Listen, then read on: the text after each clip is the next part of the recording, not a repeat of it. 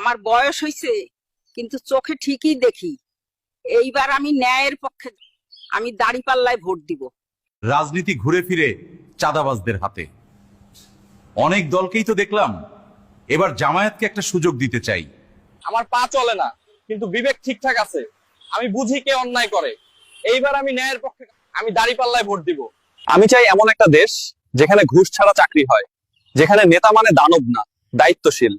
এই কারণেই আমি দাঁড়িপাল্লায় ভোট দিব। আমি চাই ইসলামের বিধান অনুযায়ী সমাজ চলুক, যেখানে অন্যায় চাঁদাবাজি থাকবে না। সেই জন্য আগামী নির্বাচনে দাঁড়িপাল্লায় ভোট দিন ইনশাআল্লাহ। আমার মতো গরিবের কথা কেউ শোনে না ভাই। ওরা শুধু ভোটের সময় আসে আর যায় 5 বছর।